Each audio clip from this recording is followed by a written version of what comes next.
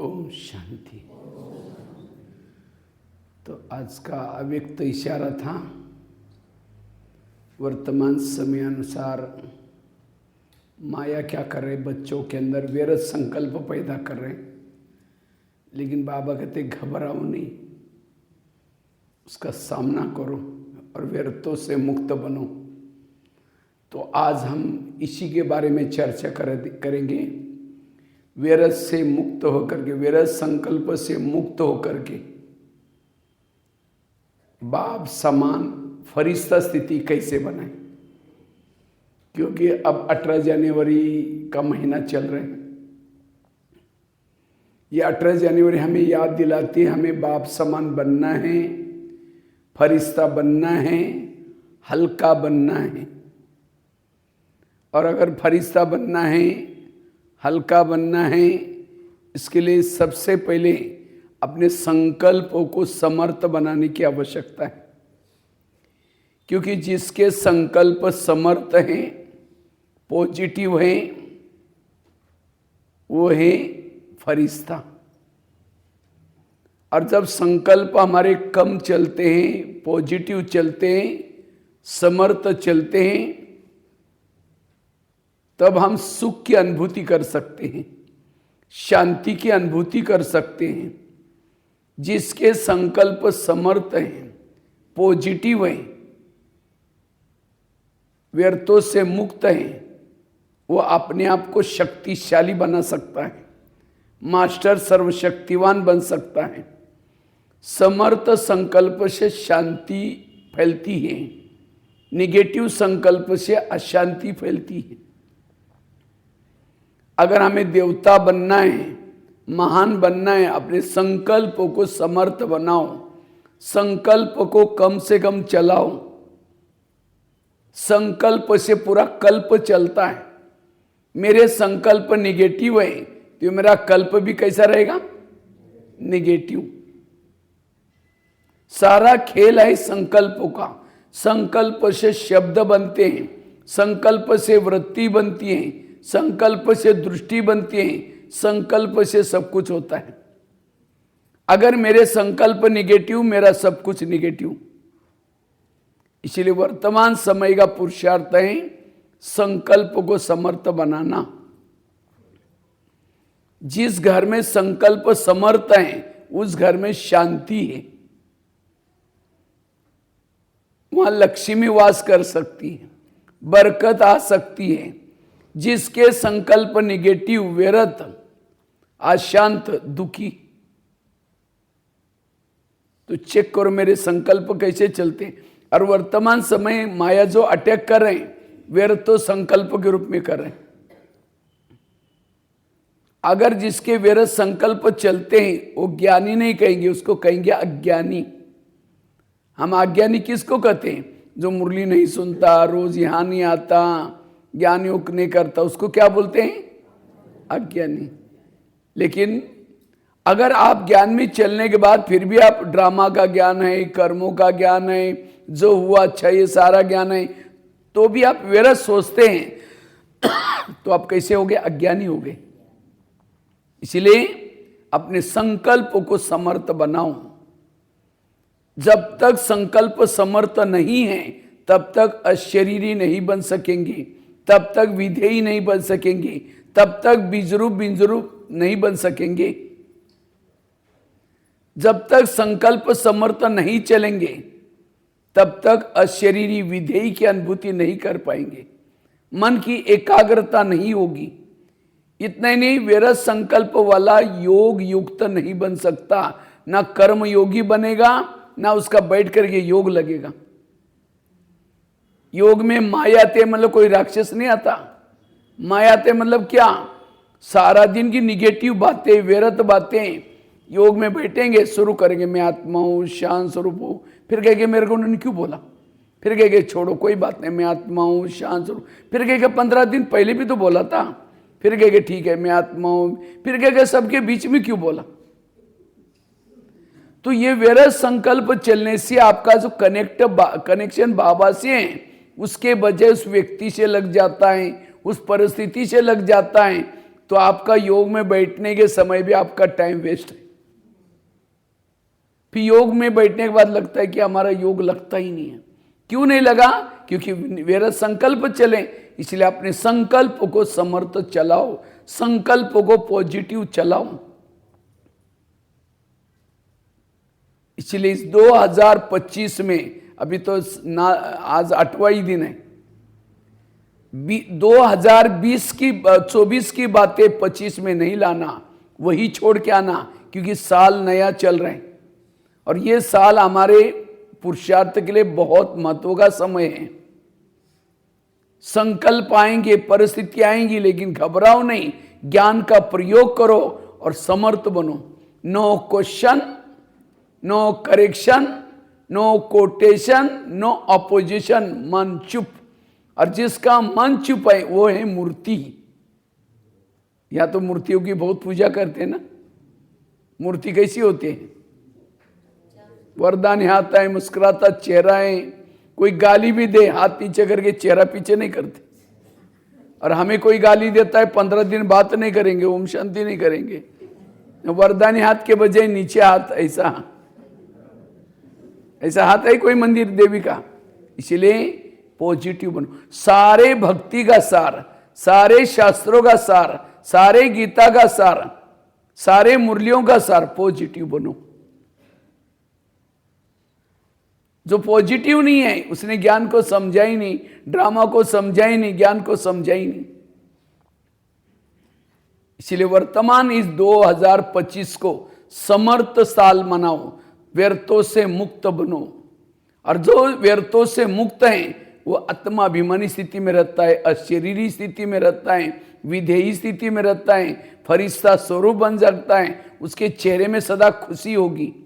बाबा कहते हैं आगे चल करके मेरे बच्चों के चेहरे म्यूजियम का काम करेंगे। लेकिन कौन से चेहरे? जिस चेहरे में, जिसके अंदर व्यर्थों से जो मुक्त है उसका चेहरा म्यूजियम का काम करेगा। इसलिए पॉजिटिव बनो। व्यर्थ सोचने वालों को तनाव पैदा होता है, तनाव, तन में आना, बॉडी कॉन्शियस। जितना जो व्यर्थ सोचता है, निगेटिव सोचता है, उसको तनाव पैदा होता है। तनाव को इंग्लिश में क्या बोलते हैं? टेंशन। टेन मतलब कितना? 10, और सन मतलब बच्चे। टेंशन मतलब 10 बच्चे। अब पहले तो 2-4 हैं, फिर 10 पैदा होंगे तो कैसा होगा? अब किसी के 10-12 बच्चे, माँ बाप शांति से बैठेंगे, एक आएगा पापा जी मुझे कपड़े चाहिए, अब उसको भगा, दूसरा कहेगा पापा जी मुझे परीक्षा की भी देने। जितने बच्चे उतनी समस्या भी ज्यादा। इसलिए कहते हैं छोटा परिवार सुखी परिवार। तो हमारे बच्चे कौन से? अनेक संकल्प विकल्प पैदा करेंगे, योग में बैठेंगे, वही विचार आपको हिलाते रहेंगे, पापा जी। फिर एक संकल्प आएगा, दूसरा कहेगा पापा जी। फिर कहते हैं पता नहीं क्या क्या संकल्प आते हैं। भाई आपने पैदा किया, आपके बस नहीं जाएंगे, क्या पड़ोसी के पास जाएंगे? इसलिए अपने संकल्पों को कम पैदा करो। इसलिए संकल्प को कम से कम पैदा करना। जिसके संकल्प ज्यादा चलते हैं उसका दिमाग ठंडा होगा या गर्म होगा? गर्म। और जिसका दिमाग गर्म होता है उसके दिमाग में केमिकल उतरते हैं, उससे शरीर की बीमारियां हो रही। आज लोगों को शरीर की बीमारियां क्यों हो रही? ज्यादा सोचने से, निगेटिव सोचने से। इसलिए कहते हैं जिसका पांव गरम, पेट नरम, दिमाग ठंडा, उस घर में कोई डॉक्टर है उसको मार दो डंडा। पांव को कैसे रखो? गरम। पेट को कैसे रखो? नरम। और दिमाग को रखो ठंडा। लेकिन आजकल उल्टा होता है, पांव रहते ठंडे और दिमाग रहता है गरम। आज किसी को पेट की बीमारी होती है, ईर्ष्या वाले विचार चलाने वालों को पेट की बीमारी होती है। इसलिए कहते हैं ना, तो मेरे को देख करके तुम्हारे पेट में जलन होता है क्या? आज किसी को दूर का कम दिखता है, दूसरे की बुराई को आंखें फाड़ फाड़ के देखता है। जो आंखें फाड़ता है, बड़ी बड़ी करता है, आंखों की पुतली फैल जाती है। फिर डॉक्टर के पास जाएंगे कि डॉक्टर जी आजकल मुझे धुंधला दिखता है। तो डॉक्टर चेक करता है, कहता है आपको नंबर लगे, चश्मा लगाना पड़ेगा। चश्मा तो लगाया, फिर भी बुराई देखना नहीं छोड़ेंगे, नंबर बढ़ता ही जाएगा। आज किसी का ब्लड प्रेशर बढ़ गया, बीती हुई बातों को याद किया, बीपी हाई हो गई। आज किसी को अस्थमा हो गया,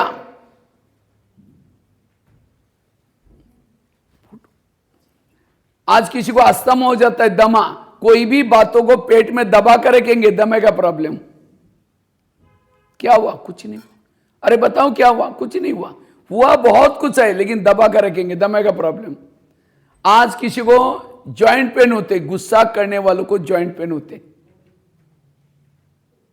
आज किसी को स्पॉन्डिलाइट होता है, रास्ते में जा रहे सब्जी लाने के लिए जा रहे हैं मार्केट में, वो क्या करती है, वो क्या करता है, इधर उधर देखने वालों को स्पॉन्डिलाइट होता है। फिर डॉक्टर के पास जाएंगे, कहेंगे डॉक्टर जी मेरे गले में कुछ अकड़न हो रहे हैं। तो डॉक्टर चेक करता है, कहता आपको स्पॉन्डिलाइट हुआ। तो डॉक्टर एक बड़ा सा पट्टा लगाता है। जब पट्टा लगेगा 6 महीना ना इधर देखेगा ना इधर देखेगा, सीधा देखते चलना पड़ेगा। अगर पहले सीधा देखो तो प्रॉब्लम।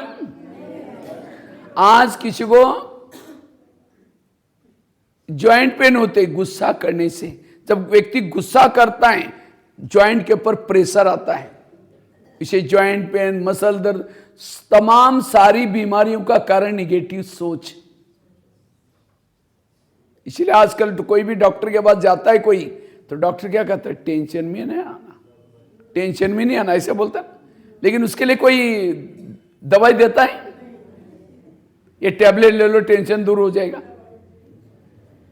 वो दवाई देता है एलोपैथिक, वहां से दबती है, कहीं और से निकलती है बीमारी, क्योंकि पॉजिटिव तो बना ही नहीं।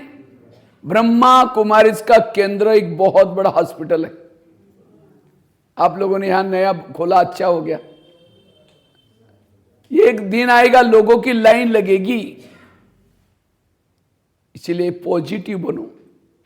आज किसी को शुगर होती, शुगर कोई मीठा खाने से नहीं होती। शुगर का कारण टेंशन। क्या टेंशन? मैं इसकी सास हूं, मैं इसका पति हूं, मैं इसकी मां हूं, इसको मैंने पढ़ाया लिखाया, छोटे से बड़ा किया। जब इसकी शादी हुई अपनी पत्नी का मानता है, मुझे नहीं पूछता।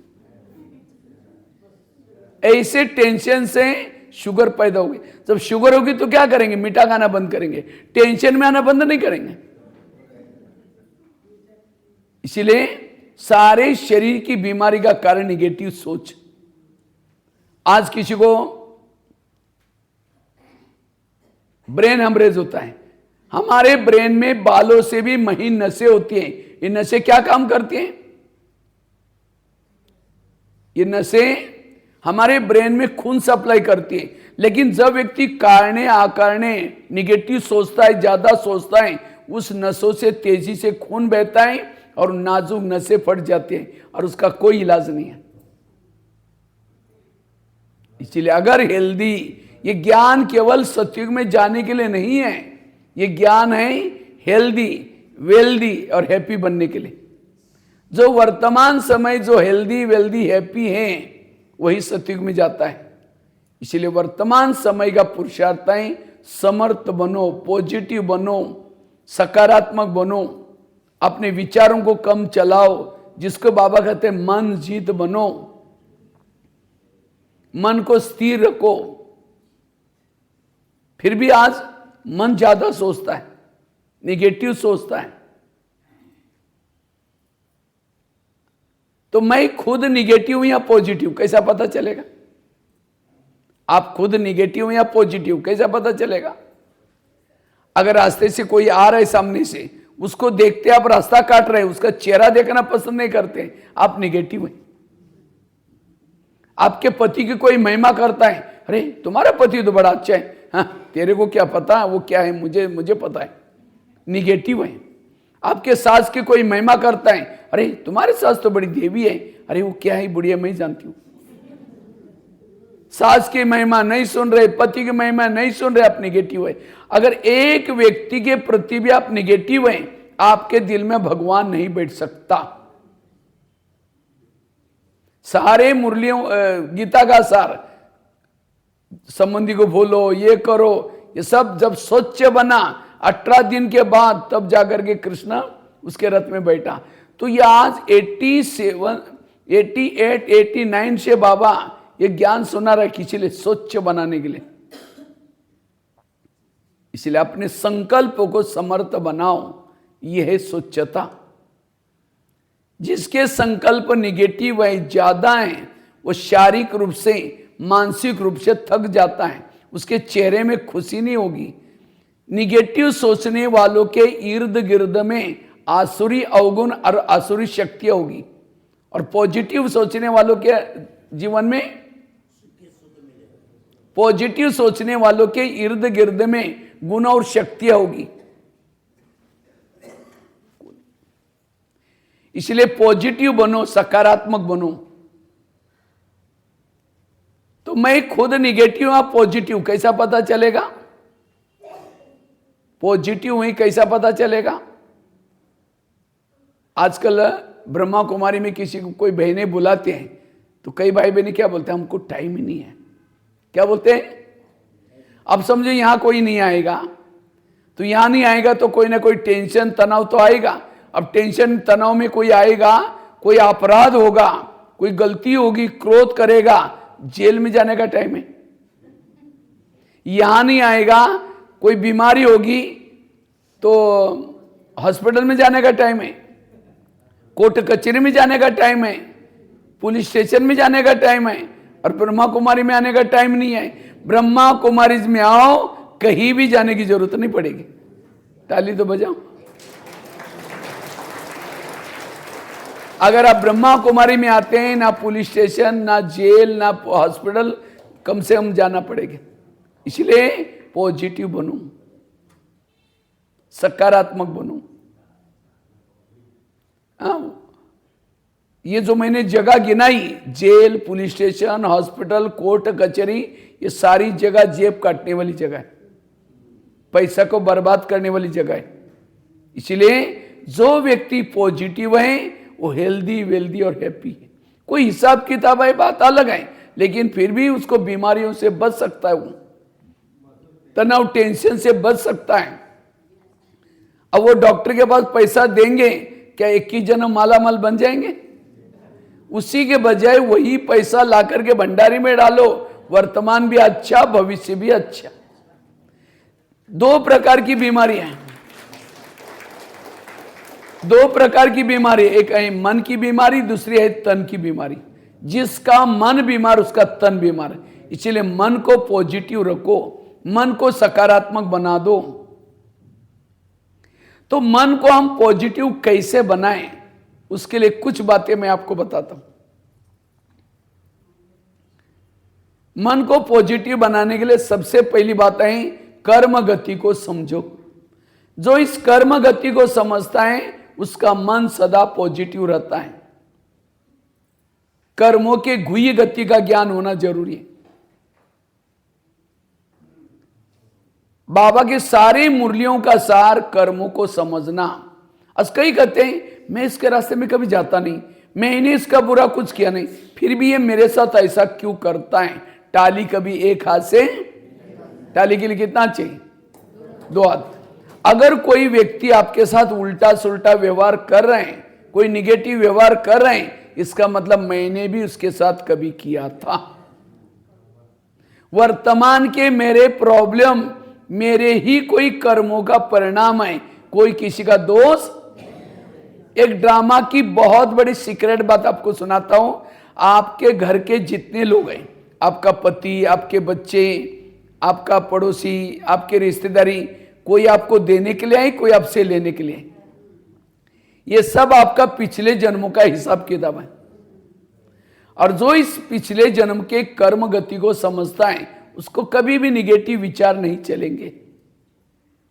समझो कोई सास है, बहू को तंग करे, परेशान करें, बहू को तनाव टेंशन आ रहे हैं, अगर सास और बहू का पिछले जन्म दिखाई जाए तो आज जो बहू है पिछले जन्म इसकी सास थी, और जो सास है वो कौन थी?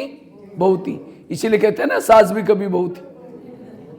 अगर आपका पति तंग करता है, इसका मतलब मैंने भी कोई जन्म में उसको पति बनकर के तंग किया था, मेरा हिसाब चुक तो हो रहा है। जिस दिन तंग किया, योग में बैठेंगे, क्या कहो बाबा आज बहुत अच्छा हिसाब चुक तो गया, इनको बोलो कि जल्दी जल्दी तंग करो और अच्छी हिसाब चुक तो करो। आपको कोई निगेटिव संकल्प नहीं चलेंगे, आपका और खुशी बढ़ जाएगी। क्योंकि निगेटिव से गुस्से की उत्पत्ति होती है, क्रोध की उत्पत्ति निगेटिव से होती हैं। जैसे कुकर को गैस के ऊपर रखेंगे तो गर्म होता है, गर्म होते होते सीटी मारना। अब कुकर सीटी मारेगा तो सब्जी पकाएगा, लेकिन कोई मनुष्य सीटी मारेगा तो ये क्यों हुआ? पीछे जाओ, पीछे जाओ। ये क्यों हुआ? मेरे साथ क्यों हुआ? ऐसे कैसे हुआ? ये क्यों क्यों क्यों? एक दिन कहेगी मैंने 3 साल से देखा, आज मुझे सहन नहीं हुआ, सीटी मार दी। गुस्सा है सीटी, और गुस्सा एक दिन से नहीं आता, कई दिनों से निगेटिव संकल्प चलते हैं। और गुस्से के क्या परिणाम है, मैं तो करीबन भारत के और नेपाल के 1200 जेल में गया हूं। तो ये विकार पैदा होने का कारण है निगेटिव सोच। निगेटिव से विकारों की उत्पत्ति होती है, इसलिए पॉजिटिव बनो। और ये सभी का अंतिम जन्म है अभी हमारा, इसके बाद हम कोई जन्म लेने वाले। जो भी हमने 63 जन्मों से जो भूले किए हैं, एक दूसरे के साथ हिसाब किताब किए हैं, सारे अभी हमको चुक्त करके जाना है। और हिसाब चुक्त करने के 3 तरीके हैं। जब तक हिसाब चुक्त नहीं करेगा तब तक आत्माएं परम धाम में नहीं जाएगी। और हिसाब चुक्त करने का 3 तरीका है। पहला तरीका योग से चुक्त करो। योग से जो चुक्त नहीं करता, दूसरा तरीका है सहन करके चुक्त करो। दूसरा तंग करेगा, परेशान करेगा, आप चुप रहते हैं तो भी आपके हिसाब चुक्त हो जाते हैं। अगर वो भी नहीं करेंगे, तीसरा भी एक तरीका है। वो कौन सा है? वो है धर्मराज की पुरी में डंडा। जो भूकंप होंगे, ज्वालामुखी फटेगी, अंदर दब जाएंगे, कई समय तक चिल्लाते रहेंगे, खाने के लिए भी कुछ नहीं होगा, ये भी हिसाब किताब।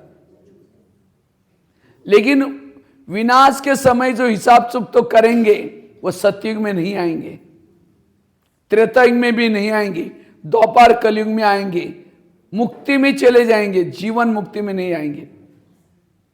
मुक्ति वन में चले गए आत्माएं द्वापर कलयुग में आते हैं, और जीवन मुक्ति में गई हुई आत्माएं सतयुग त्रेता में आते हैं। इसलिए बाबा कहते बच्चे सहन करके हिसाब चुक्त करेंगे, पद कम हो जाएगा, मुक्ति में जीवन मुक्ति में जाएंगे सतयुग त्रेता में। इसलिए संकल्पों को नहीं चलाओ। जिसके संकल्प ज्यादा चलते हैं, योग में बैठेगा ना उसको परमधाम दिखता है ना परमात्मा दिखता है। आईने के ऊपर धूल है, धूल वाले आईने में चेहरा दिखाई नहीं पड़ता। इसी तरह जिस मन के अंदर निगेटिव विचार चले, जिसकी बुद्धि अस्वच्छ है, अस्वच्छ बुद्धि में परमधाम परमात्मा दिखता ही नहीं। इसलिए व्यर्थों से मुक्त बनना, और उसके लिए कर्म गति को याद रखना। कर्मों से शरीर बनता है, संबंधी मिलते हैं, सब कुछ कर्मों से। कई कहते नहीं भाई जी, हमारे घर के पास इतना भ्रष्ट व्यक्ति है, इतना गलत काम कर रहा है, भगवान उसका ही घर भर रहे हैं। जो घर भर रहे हैं पिछले अच्छे कर्मों का फल है। अब गलत काम कर रहा है, उसका फल भी कुछ दिन के बाद उसको मिलेगा। भगवान के घर में देर है लेकिन अंधेर नहीं।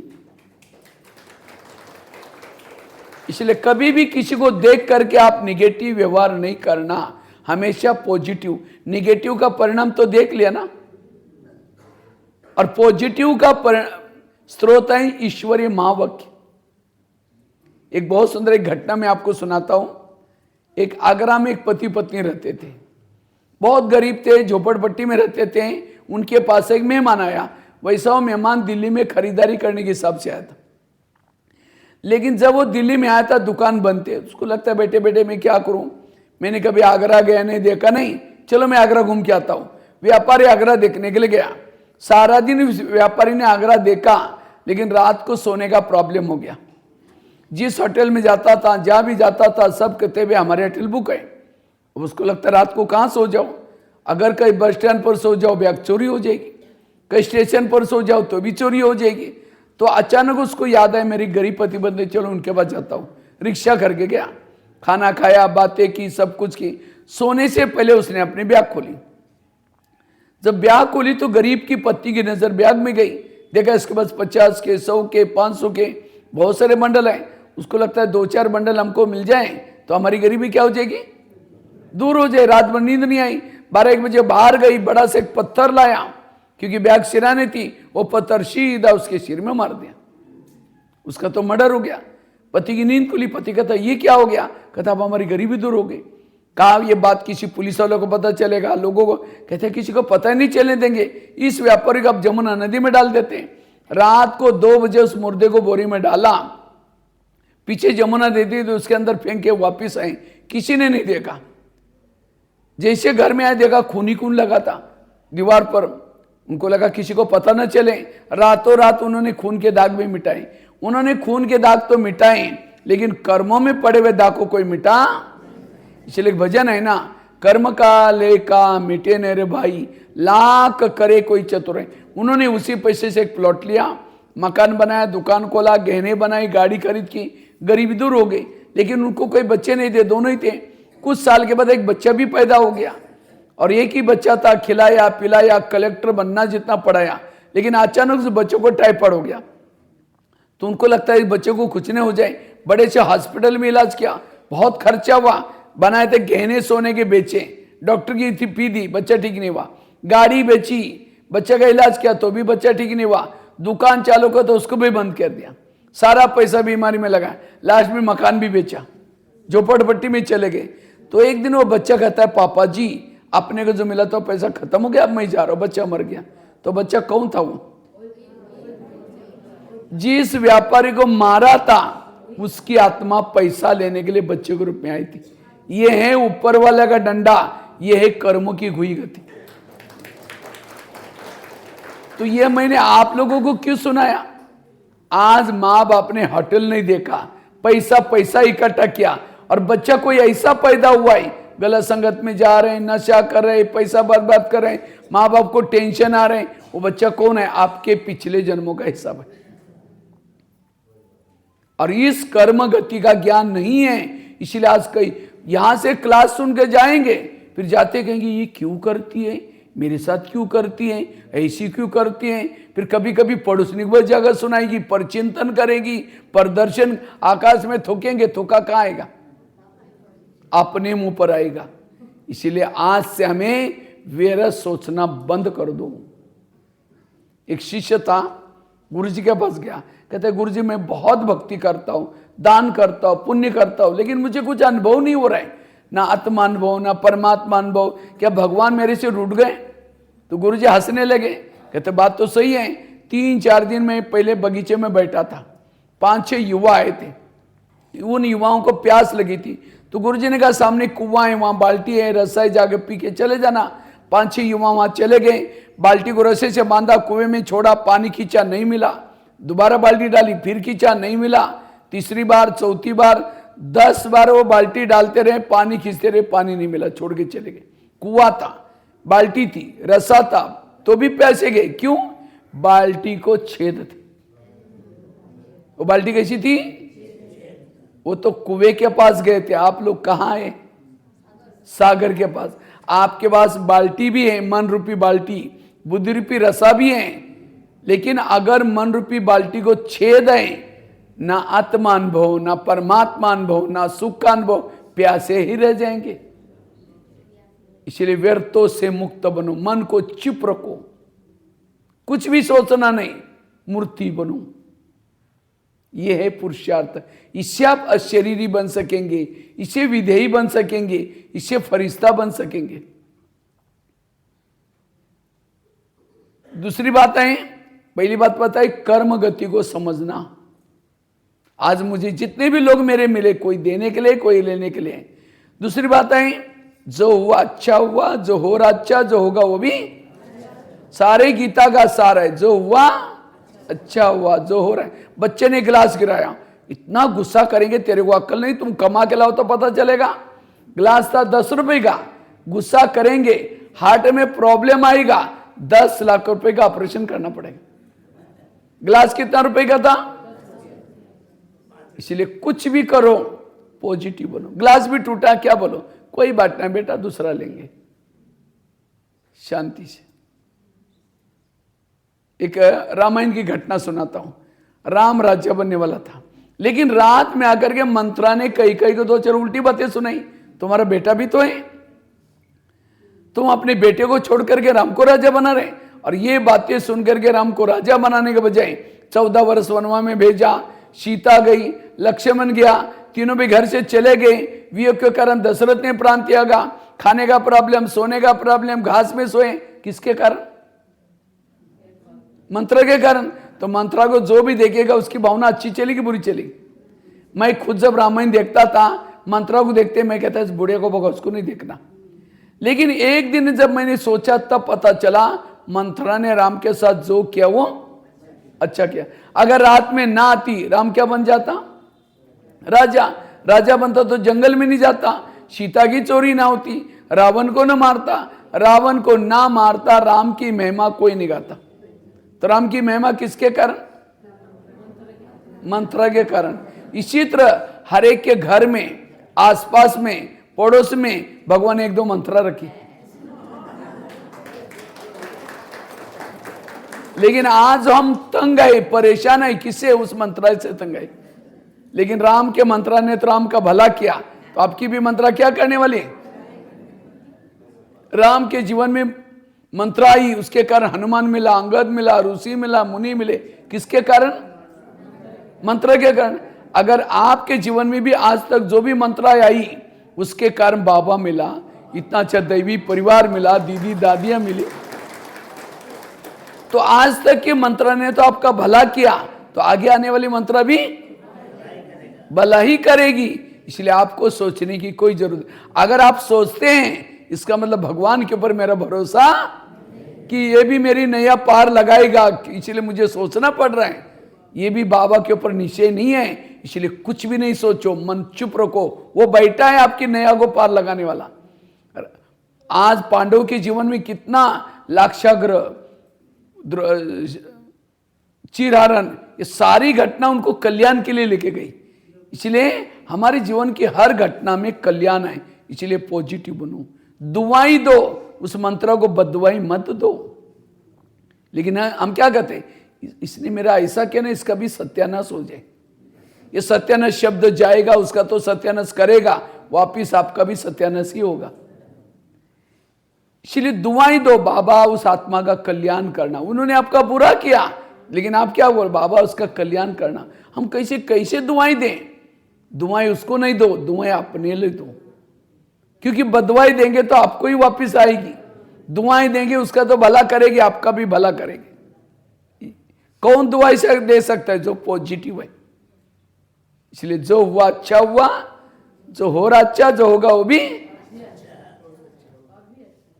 जीवन की हर घटना में कल्याण है। राम जब वनवास से आता है, सारे लोग उसको स्वागत करने के लिए आए थे, लेकिन मंत्रा कोई के नहीं आई। तो राम सबको छोड़ करके उनके पास गया, कहा कि माँ मेरा स्वागत करने के लिए आप क्यों नहीं आए? कहा कि बेटा हम कैसे आए, हमने तो तेरी चुगली लगाई थी। लेकिन राम क्या बोलते हैं, नहीं माँ, मैं आपके कारण पुरुषोत्तम राम, भगवान राम, विजय राम बन के आया हूं। ये नहीं कहा कि तुम तो बुढ़िया है ना, तुमने मेरी चुगली, दो थप्पड़ नहीं लगाई। इसलिए हमेशा पॉजिटिव रहो। अगर आपका पति तंग ना करता, परेशान ना करता, कोई बहनें आपको बुलाती माता जी आप ज्ञान सुनने के लिए आओ ना, क्योंकि बहन जी हमारे घर में बड़ी शांति है, नहीं चाहिए तुम्हारा ज्ञान। उस पति का धन्यवाद, तंग किया, परेशान किया, भक्ति करने के लिए मंदिर में गई, वहां प्रदर्शन देखी, ज्ञान में आई, तो जो हुआ। तो इसलिए बीती हुई घटना को याद ना करना। तीसरी बात है, अगर तनाव टेंशन से बचना है, पॉजिटिव बनना है, रोज सवेरे सवेरे 3 चीजें करो। अमृत वेला का योग अच्छा करो। दूसरा, क्लास के पहले आकर के आधा घंटे का योग करो। और तीसरा, रोज की मुरली सुनो। जो ये 3 चीजें करता है वो पॉजिटिव है, वो समर्थ है, वो शक्तिशाली है। तो अमृत वेला कौन कौन करता है? हाथ खड़ा करो। अच्छा, सब लोग करते हैं। लेकिन अमृत वेला का चुपचाप आपका कोई वीडियो बनाए जाए और उसी वीडियो को आपको 10 बजे दिखाई जाए, ये सवेरे का क्लास का अमृत वेला का आपका वीडियो है, क्योंकि मेरा है। मैंने ऐसा किया था, दीवार के सारे बैठे, मुंह खुला, आंखें बंद है। 2 बार मच्छर अंदर भी गया और बाहर भी आए, पता भी नहीं चला। जो ऐसा योग करता है उसको आत्मिक स्थिति की अनुभूति कैसी होगी? वो सारा दिन फिर निगेटिव सोचता है। इसलिए अमृत वेला अच्छी तरह योग करो। समझो कोई मेहमान को घर में बुलाओ, मेहमान बहुत बड़ा है, लेकिन आपका स्नेह प्यारा इसीलिए 10 काम छोड़ के आपके पास आया। लेकिन मेहमान घर में आने से पहले कुंडी लगा करके सो जाओ, वो बेल बजा रहे, घंटी बजा रहे, दरवाजा नहीं खोलो, अब उनको कैसा लगेगा? हाँ? इन्होंने मुझे बुलाया और दरवाजा बंद किया, वो अंदर ही है, वो चला जाएगा। फिर फोन करो, क्या बात आप आई नहीं? कह मैं आया था, बेल बजाई थी, घंटी बजाई थी, अपनी दरवाजा नहीं खोला इसलिए मैं आ गया। नहीं जरूरी आओ, वापिस आओ, जरूरी काम है। फिर आधे रास्ते से आया, फिर कुंडी लगा करके फिर सो जाओ, फिर वो बेल बजा रहे, घंटी में दरवाजा नहीं खोलो, वो चला जाएगा। फिर फोन करो, कहेगा आप कभी नहीं आऊंगा। 2 बार हो गया। इसी तरह अमृतवेला हम उठेंगे, बाबा को निमंत्रण देंगे, मीठे बाबा, प्यारे बाबा आप आ जाओ, हम आपसे बातें करनी है, बातें करनी है, करनी है। उसको तो बुलाया, दरवाजे खिड़की, इसलिए आंखें खोल करके बैठो, और केवल खोल के भी नहीं। अब समझो कोई घर में मेहमान आया, उसके चेहरे की तरफ देखते रहो, वो कहेगा फोन क्यों किया था? तो कई भाई बहन योग में बैठते तो क्या करते हैं, बाबा के फोटो की तरफ देखते रहेंगे, झूमते रहेंगे, वो कुछ बात नहीं करेंगे, फिर घड़ी में देखेंगे अब कब तक देखना है। कोई घर में मेहमान बैठा है, उसके चेहरे की तरफ देखो, घड़ी की तरफ देखो, उनको लगे अरे इनको कहीं जाना ही शायद, इसलिए आंखें खोल करके बैठो, बाबा से बातें करो।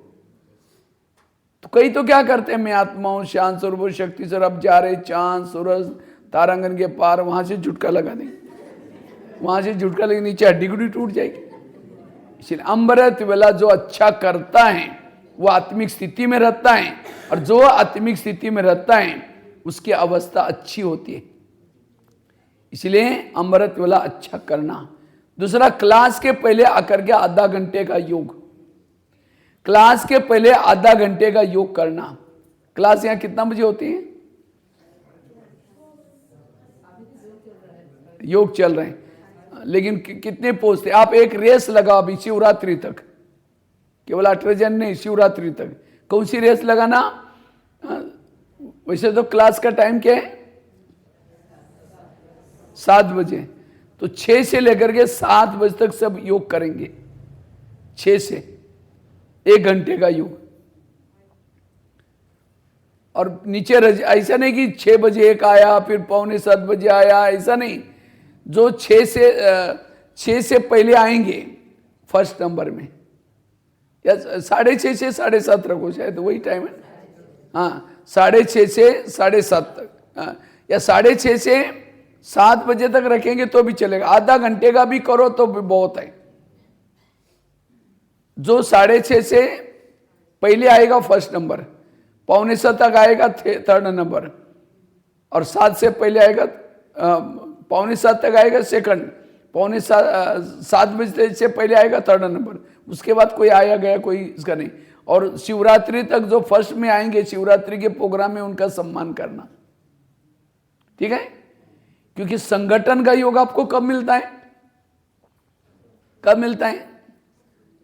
केवल हम सेंटर का जो योग करते हुए, जितना संगठन में योग करेंगे सेंटर का वायुमंडल पावरफुल बन जाएगा। किसी को बुलाने की जरूरत नहीं, अपने आप इस सेंटर का वाइब्रेशन उनको खींच के यहां लाएगा। इसलिए संगठन में पावरफुल योग करो अब। क्योंकि सवेरे सवेरे कौन आता है? आलस, और आलस के पीछे माया की सारी सेना छिपी है। बाबा ने अभी कहा ना वरदान में, दृढ़ता से या कोई ना कोई संकल्प से क्या करो, आलस को भगाओ। सवेरे उठते ही रजाई का त्याग करो, क्योंकि इस ठंडी में क्या अच्छे लगते हैं? रजाई। जो रजाई ओढ़ करके 4 बजे सोएंगे गदीली पर, उसको गदाई मिलेगी, रजाई नहीं मिलेगी। इसलिए हमें सवेरे सवेरे अमृत वेला अच्छा करना है, और क्लास के पहले आकर के योग करना है। अब खेती का तो काम जानते हैं ना, काम खेती में धान बोने से पहले तैयार करते हैं खेती, और बाद में बोते हैं। इसी तरह हमें भी क्या करना है?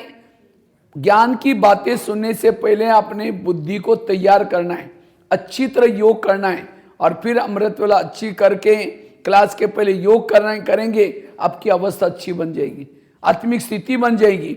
जिसकी सवेरे सवेरे आत्मिक स्थिति है उसको कोई व्यर्थ संकल्प नहीं चलेंगे, मन चुप रहेगा। और तीसरा, रोज हमें क्लास यहां सुनना है, मुरली यहां सुननी। आजकल कईयों को ऑनलाइन में सुनने की माया लगी है। जो ऑनलाइन में सुनेंगे उनकी पूजा भी ऑनलाइन से हो जाएगी। हाँ, इसीलिए यहां आकर के सुनना है। मुरली कहाँ सुननी है? क्लास में, नहीं तो उसको वर्षा भी ऑनलाइन वाला मिल जाएगा फिर। इसीलिए यहां सुनना है। क्योंकि बाबा को एक बार पूछा था दादियों ने, बाबा त्रेतायुग वालों के लिए पढ़ाई का प्रबंध आप क्या करेंगे? 33 करोड़ वालों के लिए। उसके लिए मधुबन में इतना बड़ा हॉल बनाना पड़ेगा, डाइनिंग हॉल, आवास निवास, 33 करोड़ की पढ़ाई। बाबा ने कहा कि नहीं बच्चे, क्लास के रेगुलर स्टूडेंट 9 लाख बनाओ, 33 करोड़ वालों का प्रबंध मैं आगे चल करके करूंगा। और आप बाबा ने 10-12 सालों से peace of mind TV, Facebook, WhatsApp चालू किया। किसके लिए? त्रेतायुग वालों के लिए। तो आपको सतयुग में जाना है, त्रेता में जाना है? सतयुग वाली पढ़ाई यहाँ होगी और त्रेतायुग वालों की पढ़ाई मोबाइल में, ऑनलाइन में होगी, पीस ऑफ माइंड टीवी के सामने होगी। एक एकलव्य था, भील, गुरु द्रोणाचार्य के पास गया और कहता है मुझे नंबर 1 चाहिए। कहा कि तुम्हारा गुरु कौन है? तीर चलाना मैं सीखा हूं, नंबर 1 चाहिए, अर्जुन से भी होशियार हूं। कहा कि तुम्हारा गुरु कौन है? कहा कि आप ही मेरे गुरु हैं। कहा कि आप मेरे सामने कभी आए ही नहीं, चलो मैं दिखाता हूं। एक जंगल में लेके गए पुतले के सामने, और पुतले के सामने लेके जाकर गए, दिखाया ये गुरु आप ही मेरे गुरु हैं। तो भी उसको नंबर 1 नहीं दिया। नंबर 1 किसको दिया? अर्जुन सामने सिखाता, गुरु द्रोणाचार्य के सामने और वो पुतले के सामने। इसी तरह ये peace of mind TV, Facebook, WhatsApp, ये भी क्या है? एक पुतला है। उसके सामने ज्ञान सुन करके होशियार तो बनेंगे, नंबर 1 नहीं जाएंगे। नंबर 1 बनना हमें सेंटर पर आकर के सुनना है। और जो ये 3 चीजें करता है सवेरे सवेरे, अमृत वाला अच्छा करता है, क्लास के पहले आकर के योग करता है और मुरली सुनता है, उनकी आत्मिक स्थिति बनती है, मनोबल बढ़ता है, व्यर्थों से मुक्त है। ये 3 चीजें पक्का करो इस साल। एक 2 महिलाएं थी। एक महिला रहती थी 2 मंजिल पर ऊपर, दूसरी रहती थी नीचे की मंजिल पर। 2 मंजिल वाली महिला रोज अपने घर के खिड़की से पड़ोसनी के छत पर देखती हैं, तो छत पर वो कपड़े सुखाते हैं, उसके कपड़े देकर के पति को बुलाते हैं, कहते हैं इसको कोई अक्ल नहीं, कितने गंदे कपड़े, कितने मैले, जाओ पूछ क्यों। पति कुछ नहीं बोलता, रोज बुला करके कहते जाओ पूछ क्यों। एक दिन जब उसने उसी खिड़की से देखा तो पड़ोसनी के कपड़े अच्छे दिखने लगे, फिर पति को बुलाया, कहते आज उसको कैसे अक्ल लगी, कितना अच्छा धुलाई गया, जाओ पूछ क्यों। पति धीरे से मुस्कुराता और कहता है आज सवेरे सवेरे मैंने अपने घर के खिड़की के कांच साफ किए, शीशे साफ किए। समझ में आया? ताली नहीं बजी। उनकी खिड़कियां गंदी थी, इसलिए कपड़े कैसे दिखते थे? और दोस्त क्या पड़ोसनी का है, खुद का है? इसी तरह जिस दिन सेंटर पर नहीं आएंगे, अमृत वाला ठीक नहीं करेंगे, क्लास के पहले योग नहीं करेंगे, मुरली नहीं सुनेंगे, तो आपकी बुद्धि कैसी रहेगी? गंदी।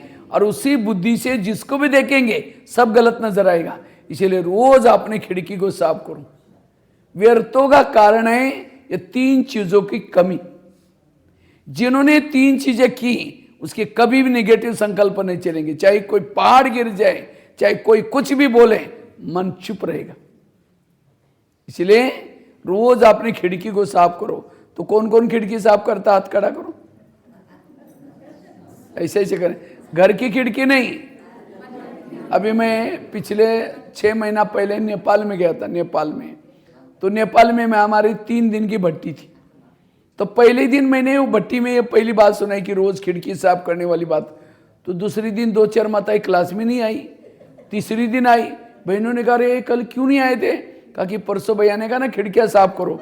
कल हम सारा दिन खिड़कियां साफ करने का काम कर रहे थे। मैंने कोई घर की खिड़की नहीं बोली थी, कौन सी?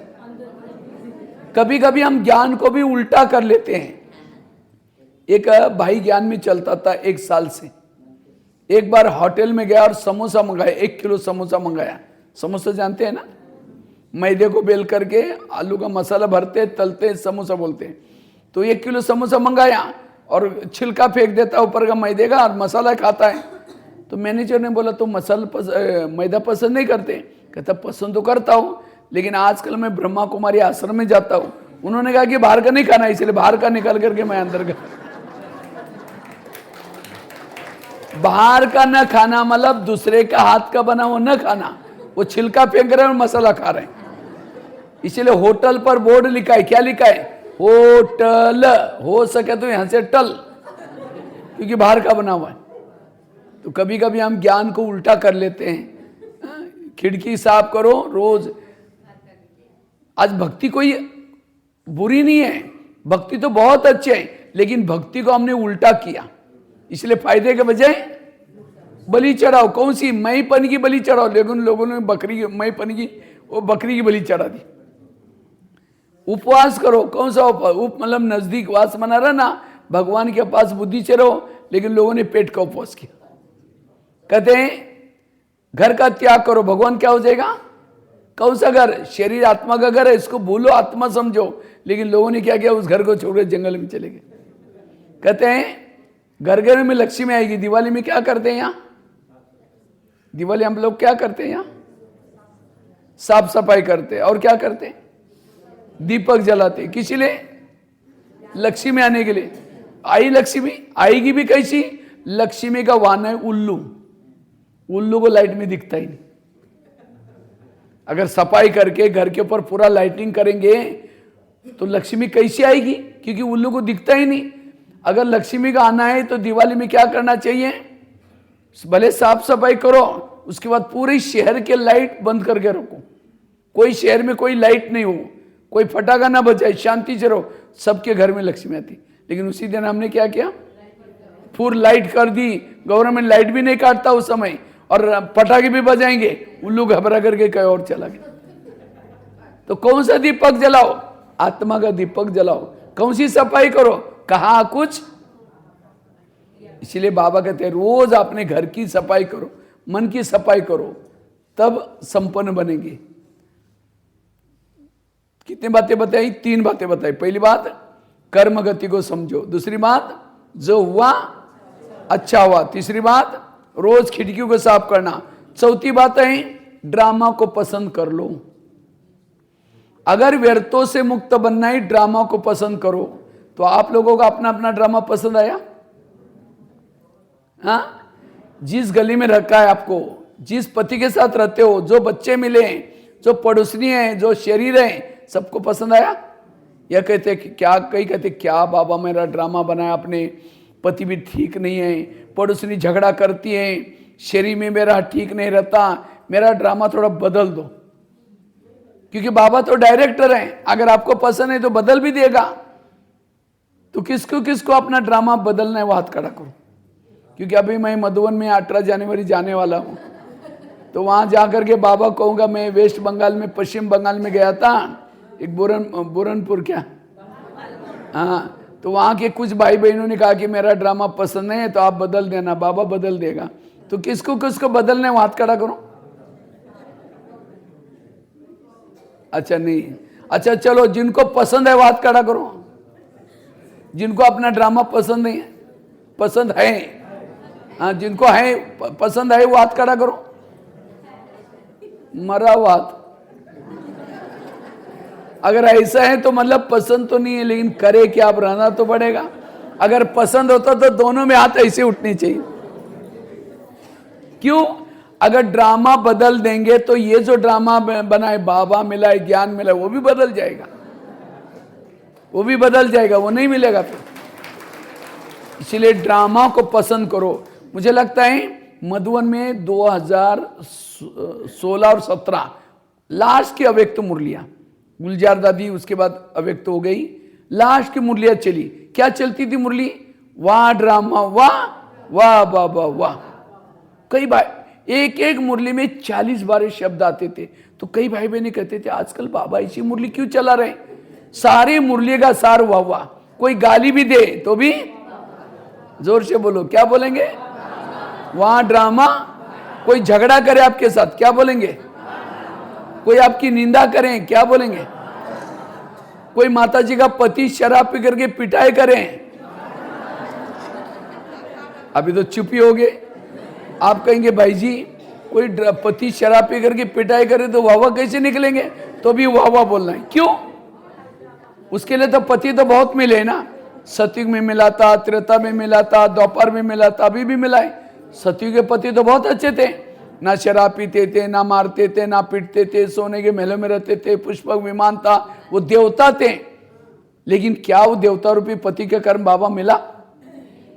और अभी का पति भले शराबी है, मारता है, पीटता है, उसके कर्म कौन मिला है? तो उस माता के लिए सतयुग वाले पति अच्छे हैं या अभी का पति अच्छा है? इसलिए संगम युग का पति भी अच्छा, संगम युग की सास भी अच्छी, संगम युग का शरीर भी अच्छा, संगम युग की सब कुछ अच्छा। इसलिए वाह वाह करो।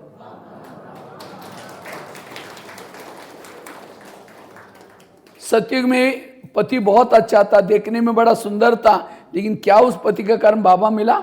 इतना दैवी परिवार मिला? और सतयुग का पति, सतयुग में कहाँ रहते थे? दिल्ली में रहते थे। और संगम युग में कहाँ रहते हैं? पश्चिम बंगाल में बरनपुर में रहते हैं। तो सतयुग में तो दिल्ली में रहते थे और संगम युग में बरनपुर में। सतयुग का पति तो देवी देवता के रूप में था, लेकिन उसके कारण बाबा मिला, देवी परिवार में मिला। और अभी का पति भले शराबी है, भले कैसा भी है, उसके कारण सतयुग का पति भी मिलने का कारण ये संगमी के पति के कारण। अगर ये सहयोग ना देता, धन सेवा ना देता, या आने न देता, वो पति मिलते 84 जन्म की पति का आधार ये पति। इसलिए हमें किसी को छोड़ना नहीं है, पति को नहीं छोड़ना, सास को नहीं छोड़ना, बच्चों को नहीं छोड़ना, गली वालों को नहीं छोड़ना, वही रहो, पॉजिटिव बनकर रहो। इस पति के कारण मुझे क्या क्या मिला। इसलिए नजर बदलो तो नजारे बदल जाएंगे। इसलिए पॉजिटिव रहो, वही रहो, लेकिन उसके साथ पॉजिटिव बनकर रहना, वो व्यर्थों से मुक्त है। सतयुग में भी कंचन काया शरीर मिला था, लेकिन क्या वो शरीर के कानों से बाबा के महावाक्य सुने थे? क्या वो हाथों से ईश्वरी सेवा की थी? क्या वो शरीर के दिल के अंदर बाबा बाबा धड़कने रहती थी? क्या वो शरीर के ऊपर बाबा की नजरें पड़ी थी? क्या उस मुख से दूसरे को किसी को ज्ञान सुनाया था? वो शरीर क्या काम का जिसमें भगवान ना को ना देखा हो, भगवान के महावाक्य ना सुने हो। इसलिए शरीर कैसा भी हो, ये इस शरीर की 84 द्वापर से लेकर के मूर्तियां बनेगी इसी शरीर की। इसी शरीर का शास्त्रों में गायन है। तो शरीर कैसा भी हो, संबंधी कैसे हो, वाह वाह करो, व्यर्थों से मुक्त बनो। संगम युग में महान भाग्यशाली कौन है? जिनके जीवन में प्रॉब्लम ज्यादा, समस्या ज्यादा, विघ्न ज्यादा, वो भाग्यशाली है। कुंती के सामने कृष्ण गया, कुंती को पूछता है तुमको क्या वरदान चाहिए, सोना चांदी जो भी मांगो। कुंती कहते मुझे सोना चांदी नहीं चाहिए, मुझे समस्या चाहिए। तो कृष्ण कहता है तुम क्या मांग रहे? तथास्तु, तो तुम्हारी जो भी इच्छाएं पूर्ण हो जाए। फिर कहा कि तुमने समस्या क्यों मांगी? कहते समस्या होगी, आप सदा मेरे साथ में रहेंगे और आप मेरे साथ में रहेंगे, यही मेरा सौभाग्य। कभी कभी बांधेली माताओं को बाबा याद करता है मुरलियों में। बांधेली माताओं का पद ऊंचा है, क्यों? जब पति तंग करता है, परेशान करता है, उसको कौन याद आता है? बाबा। और जितना ज्यादा बाबा याद आता है, पद भी ऊंचा है। और जिन माताओं को पति तंग नहीं करता, बहुत प्यार करता है, उनका योग किसे लगा है? पति से। कह मेरा पति बड़ा तंग, कभी तंग नहीं करता, बहुत अच्छा है। और जिसका योग पति से लगा हुआ है, उसका पद कुछ भी नहीं होगा। तो पति तंग करने वाला चाहिए, प्यार करने वाला चाहिए? इसलिए बाबा कहते हैं कभी विघ्नों से घबरा नहीं। वैसे तो हम 3 बाप के बच्चे, बाप कितने हमारे? 3, लेकिन मां कितने हैं? 4। ब्रह्मा, मम्मा, लौकिक मां और ड्रामा। 4 मां के हम बच्चे हैं। जिसकी 4 मां है वो दुखी कैसे हो सकते हैं? इसलिए व्यर्थों से मुक्त बनने के लिए ड्रामा को पसंद करो। वाह ड्रामा, वाह वाह बाबा वाह। लास्ट की एक बात सुना करके मैं पूरी करता हूं। 5वीं बात है। पहली बात कौन सी सुनाई? अगर व्यर्थों से मुक्त बनना है, समर्थ बनना है, इसलिए कर्म गति को याद रखो। उसके लिए मैंने आगरा का घटना सुनाई। दूसरी बात कौन सी सुनाई? जो हुआ अच्छा हुआ, मंत्रा वाली बात सुनाई। तीसरी बात कौन सी सुनाई? रोज अपने खिड़की को साफ करना, अर्थात रोज अमृत वेला अच्छी करना, क्लास के पहले योग करना, मुरली सुनना। और चौथी बात बताएं, ड्रामा को पसंद करना। और लास्ट की 5वीं बातें, अगर व्यर्थों से मुक्त बनना है तो निगेटिव बात को क्या बना दो, पॉजिटिव। समझो यहाँ आप आए, थोड़ा सा यहाँ क्लास चलेगा, तो क्लास चलते समय घर में जब जाएंगे, रोज तो 8 साढ़े 8 बज जाते हैं, लेकिन अब थोड़ी देरी से जाएंगे, जाते लोग बोलेंगे ओम शांति में जाते हैं, घंटों तक बैठते हैं, वहीं जाकर के वहीं खा क्या हो। अब ये बातें सुनते ही तो क्या तुरंत क्या हो जाएगा, निगेटिव विचार आएंगे। इसलिए पहले से पक्के करके जाओ, अब मैं घर में जाऊंगी, जाते मेरी पूजा हो जाएगी। अगर कोई देवी की पूजा होता है, देवी क्या करते हैं, उसको वरदान देते हैं। आपको भी कोई बोलना शुरू करेगा, आप भी क्या दो, वरदान, मतलब हाथ से नहीं दो, और चिढ़ जाएंगे। बड़ी देवी बन के चेहरा आईने में देख लो, मन से को कि बाबा इनका कल्याण करना। आज हम कितनी अच्छी अच्छी बातें सुन के आए, अगर ये भी उस क्लास में होते हैं, उनको कितना टेंशन है, कितना गुस्सा आता है, कितनी दवाई खानी पड़ती है। अगर ये भी उस क्लास में होते, उनको भी आनंद आ जाता। वो आपको बोल रहे हैं, लेकिन आप अंदर से ऐसी बातें, तब उसको लगेगा अरे पहले मैं थोड़ा भी बोलता था, ये काली बन करके गुस्सा करती थी, और आज तो बिल्कुल चुप है। इसका मतलब आश्रम के ज्ञान का कुछ असर हो गया इसके ऊपर। निगेटिव को किसी ने गाली दी, क्या समझो, गाली नहीं दी, मेरे ऊपर गुलाब का फूल डाल दिया। जो संगम युग में आपको गाली देगा, दोपहर में रोज आपकी मूर्ति के सामने गुलाब का फूल चढ़ाएगा, तो भगत चाहिए क्या नहीं चाहिए। जिस दिन किसी ने गाली दी, योग में बैठेंगे, बाबा आज अपने बहुत अच्छा भगत भेजा था, बहुत अच्छा फूल डाल के गया, आपका बहुत बहुत धन्यवाद। निगेटिव को किसी ने आपके परचिंतन किया, क्या समझो, परचिंतन क्या नहीं किया, मेरा कीर्तन भजन किया। कीर्तन भजन में 2-4 जन इकट्ठे होते हैं, एक जन टाल बजाता है, एक जन डपला बजाता है, एक जन गाता है, 2-4 सुनते हैं, उसको क्या बोलते हैं, भजन। इसी तरह परचिंतन में 2-4 जन इकट्ठे होंगे, ये कहेंगे वो है ऐसी, दूसरे कहेंगे मेरे साथ भी ऐसा किया, माना एक जन टाल बजा रहे, एक जन डपला बजा रहे, एक जन गा रहे। इसलिए निगेटिव को क्या बना दो।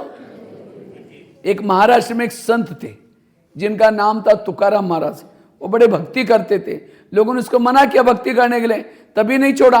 एक दिन सभी लोगों ने पकड़ करके उस संत के गले में सब्जी की माला पहना दी, बैंगन, टमाटर, आलू, मटर, मिर्ची, मुंह काला किया, बाल उतार करके हल्दी लगाई, उसको एक गधे पर बिठाया, गली गली में घुमाया, इतना इन्हें घर के सामने लाया, पत्नी को बुलाया। जब उसकी पत्नी देखते मेरे पति के साथ ऐसा किया, सबको गाली देती है। जब गाली देते, तुकाराम महाराज सब्जी की माला दिखा करके कहते हैं इनको गाली क्यों दे रहे, ये लोगों ने अपने लिए 8 दिन के लिए सब्जी ला कर दिया। निगेटिव को क्या बना दिया, और कहा इनको गाली मत देना।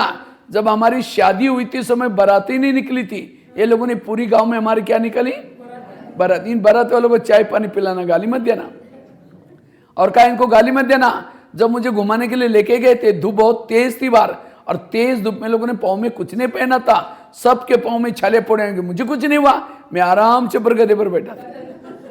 बुराई को क्या बनाया, और कहा इनको गाली मत देना। जब मुझे घुमाने के लिए लेके गए थे, उस समय मेरे सिर में फोड़े हो गए थे, और मैंने बहुत दवाई किया, ठीक नहीं हुआ।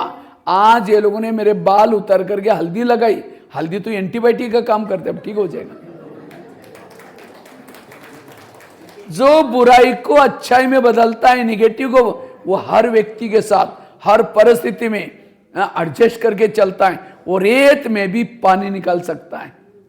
वो कभी भी, उसके पास एक शक्ति आती है, उस शक्ति का नाम है सहन शक्ति। और जिसके पास सहन शक्ति आई, उसके बाद सारी शक्ति आती है, दैवी गुण भी आते हैं, वो है मास्टर सर्वशक्तिमान। इसलिए वर्तमान समय निगेटिव को क्या बना दो, बुराई को भी अच्छाई में बदलो। लेकिन माताओं में थोड़ी सी सहन शक्ति ज्यादा होते, कम होते, ज्यादा। मजबूरी का नाम महात्मा गांधी। माताएं सहन करती हैं, पति ने कुछ बोला, टक करके थप्पड़ थोड़ी मारेंगे, चुप तो बैठेगी। लेकिन जैसा पति ऑफिस में चला गया, खेती में चला गया, पड़ोसने के बाद जाएगी, फिर पूछेगी खाना खाया, वो कहेगी क्या खाओ, मेरे पति ने बड़ा घमसान किया, वो कहेगी मेरा भी कोई कम है क्या, वो अपने घर की सुना रहे हो, अपने घर के सुना, इसको कहेंगे परचिंतन। और माताओं में परचिंतन करने की आदत क्यों है, क्योंकि सहन करके अपने तक नहीं रखेगी, पड़ोसनी की जगह सुनाएगी। फिर वो जाते जाते क्या बोलेगी, मैं कभी कभी धमकाती हूँ, तुम भी कम नहीं करना, नहीं तो सिर पर बैठेगा, अभी से कंट्रोल में रख। बस वो बातें सुन के आई, सारे दिन वही चिंतन चलता है, शाम को आएगा मैं देखूंगी, धमकाऊंगी। जब शाम को आता है पानी मांगता, कैसे निकले, तेरे को आता नहीं, गुस्से से पानी दिया, खाना गुस्से से बनाया, देखो सहन किया लेकिन अपने तक नहीं रखा। इसलिए सहन करके अंदर संभालो। इसलिए गणेश को निर्विघ्न का देवता बोलते हैं, निर्विघ्न, विघ्न विनाशक। वो विघ्न विनाशक क्यों बनता है? क्योंकि गणेश का पेट बड़ा मतलब कोई कुछ भी बोलता है उसको संभालो। हाथी के कान दिखाते हैं, हाथी हमेशा कान को हिलाता है, अर्थात कोई भी व्यर्थ बातें सुनाता है उसको सुनना नहीं है। लेकिन हम क्या करते हैं, और क्या हुआ, उठ के भी जाए, बैठो ना, चाय पर नहीं बता और क्या हुआ। इसलिए वर्तमान समय व्यर्थों से मुक्त बनना, उसके लिए 5 बातें सुनाई। पहली बात, कर्मों की गुई गति को समझना। किसी ने गाली भी दी, अच्छा इनका बहुत दिन का बाकी था, पूरा हो गया, संकल्प नहीं चलाना। दूसरी बात बताई, और उसके लिए हर पॉइंट का एग्जाम्पल दिया, आगरा वाली घटना सुनाई। दूसरी कौन सी बताई, जो हुआ मंत्रा वाली बात बताई। तीसरी, रोज अपने खिड़की को, ये 3 चीजें करना, व्यर्थों से मुक्त बनेगा। चौथी बात, ड्रामा वाह। और 5वीं बात, निगेटिव को क्या बना दो, पॉजिटिव। उसके लिए मैंने आपको आगरा घटना सुनाई। जहां जैसे दुख तो सभी के जीवन में है, ऐसा नहीं कि कोई सब सुखी है। कलयुग में रहते, दुखदा में रहते, दुख है, लेकिन हर एक का दुख अपना अपना है। और ये दुख भी किसी लिए, अच्छाई के लिए है, आपको आगे बढ़ाने के लिए दुख मिला हुआ है।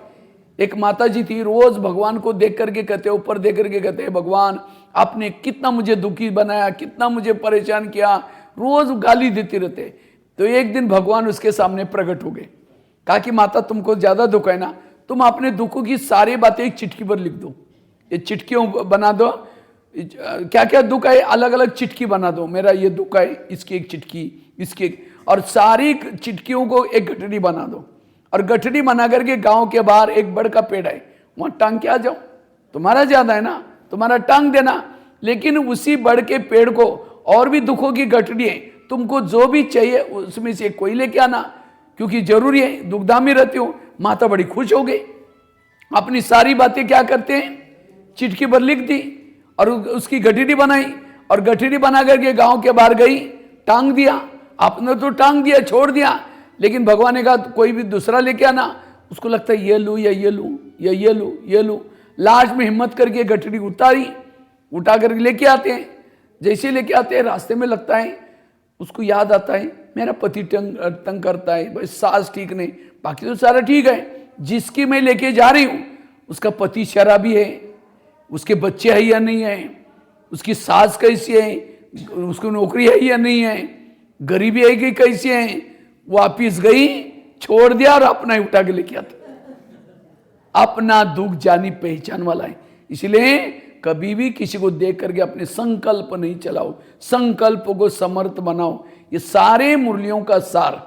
अगर आपके संकल्प व्यर्थ है, आप कर्म योगी नहीं, रात को चैन की नींद भी नहीं आएगी, तनाव टेंशन आएगा, चेहरे में खुशी भी नहीं होगी। इसलिए पॉजिटिव बनो, ठीक है। ओम शांति।